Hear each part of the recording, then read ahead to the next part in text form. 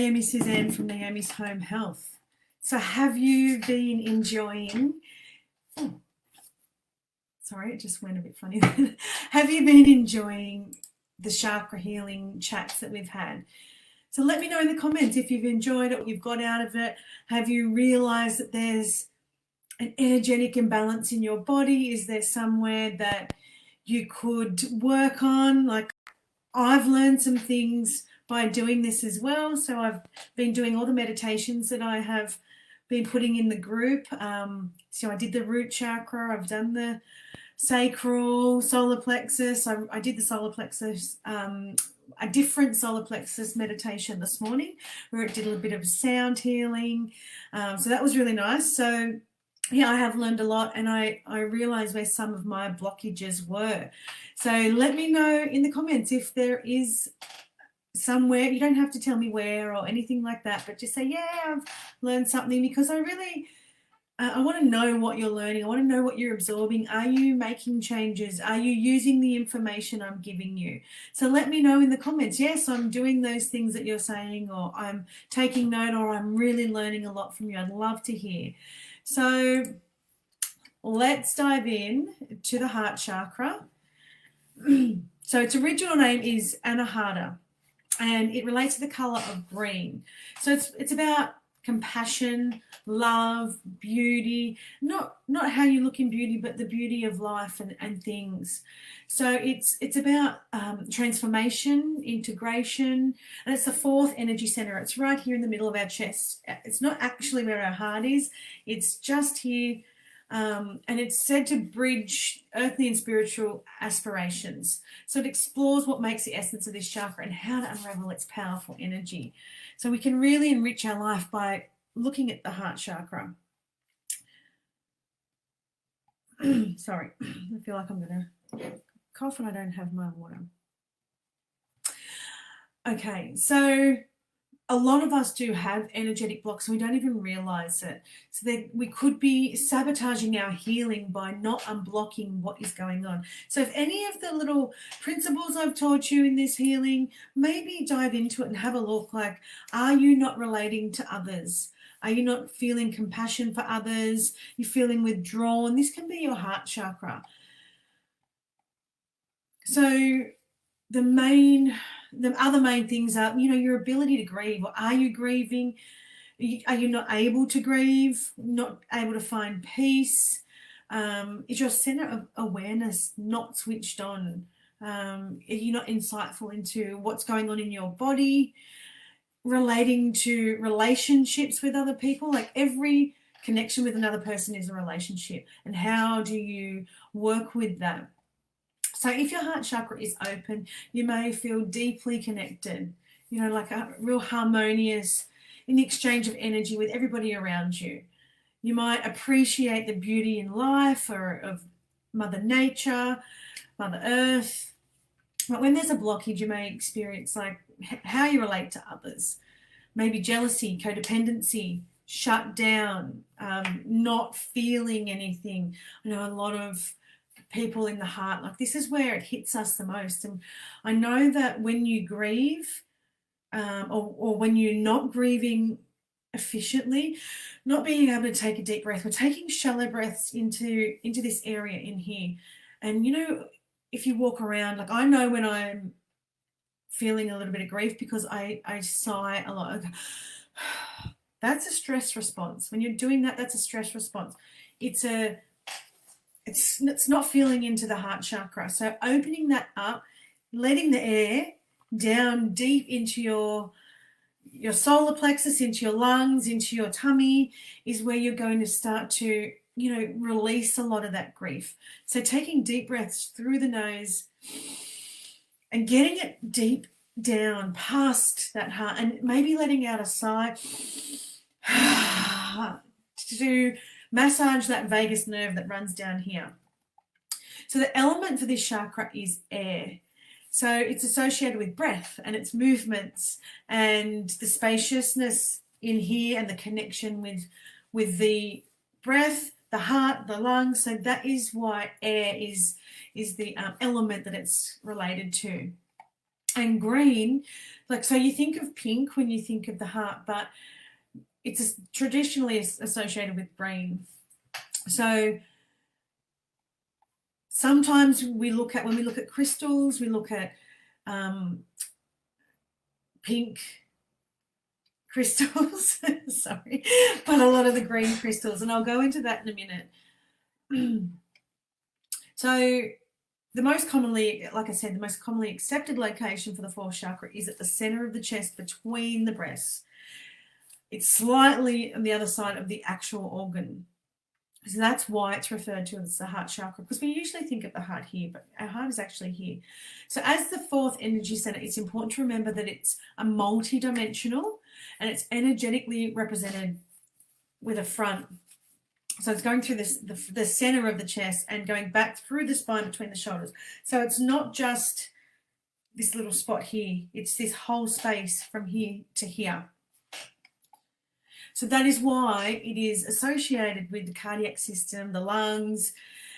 These organs like work with each other to rely on air to breathe properly. So that's why, like I said, when you are not open or you're grieving, you find it really blocked here and you can't breathe properly. So I use essential oils like rose over the heart. I use easy air, anything that helps you breathe and get the air into your body.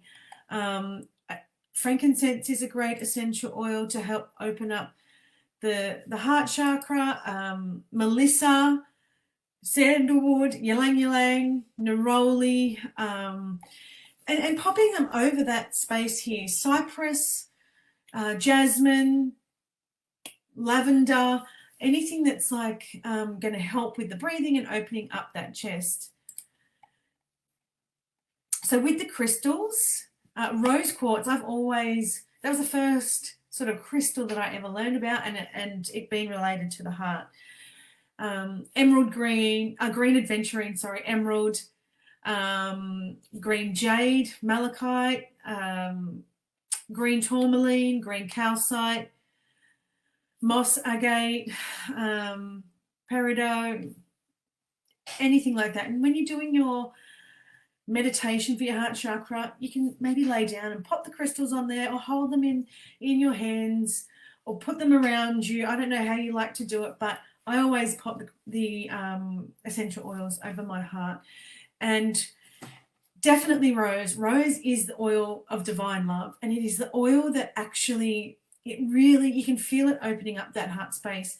I didn't connect with rose for a long time, but I have started to, because working on essential oils related to the emotions has really helped me with my healing, and I'm now so aware of what's happening in my body. So when, like this morning, I just felt like I couldn't breathe properly, and I'd had a few things going on in my life, and I knew it was grief. And one of my friends had given me some drops, some essences, flower essences, and I'm doing this thing for her.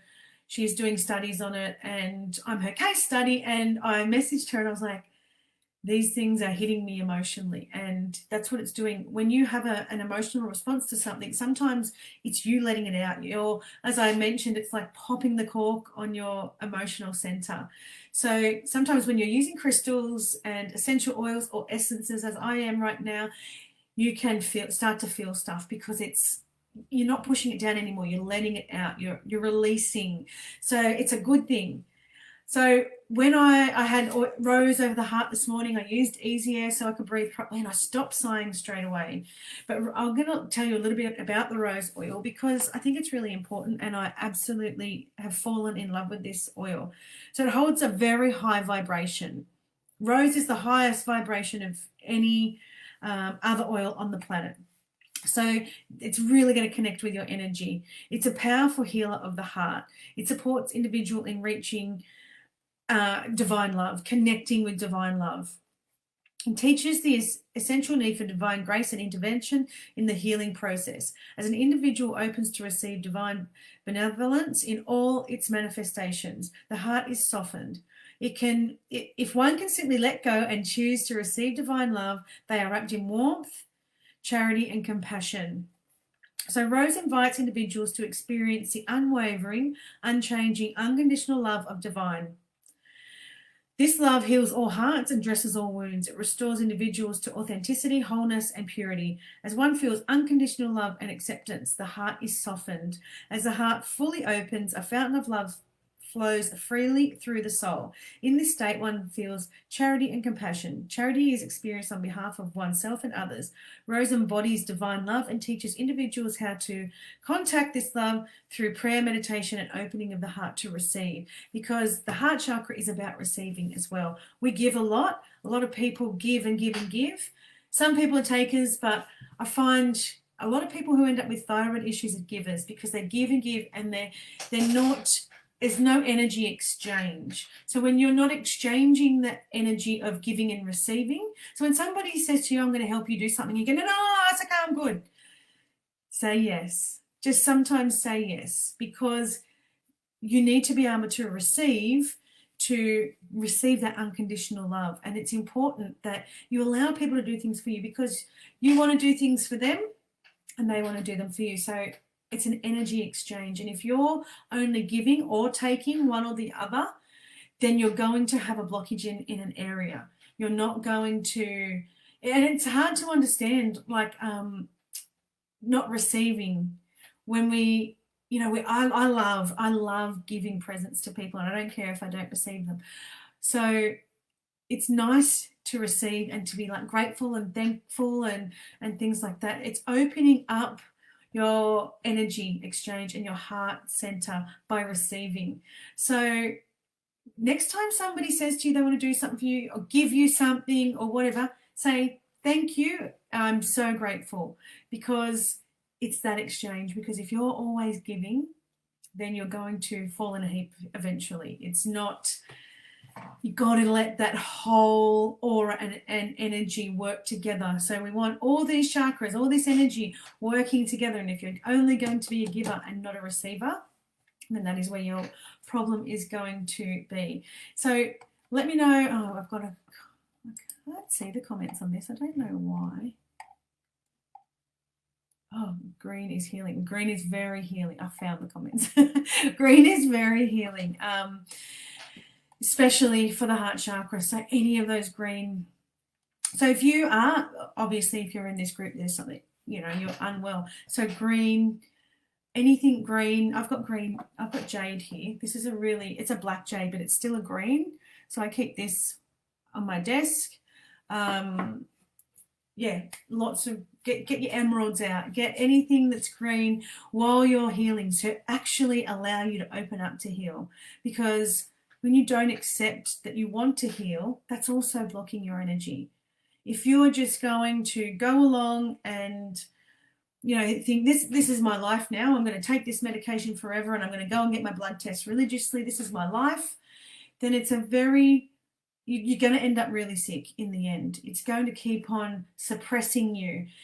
As we start to open up healing energy, where we want to start looking after ourselves, where we want to start doing the right things for our body, you watch it all fall into place. It's not going to happen overnight, but it will happen. So healing isn't linear. It's, like this. And when you open up your mind, body and soul to healing, then you're going to see a lot of things happen. And the energy of pharmacy is very, very low vibration. The energy of healing yourself is very high vibration. So I'm not saying you don't need pharmacy, but it can be something that you do integrate with the rest of what you're doing for your own self. So that is now the heart chakra. Let me know if you've loved any of this and if it's resonated with you. And you will see this video, you can watch the replay on my YouTube channel. So make sure you go and subscribe to Naomi Suzanne Official, and you'll get all of my live videos from this group and Naomi's Home Health page.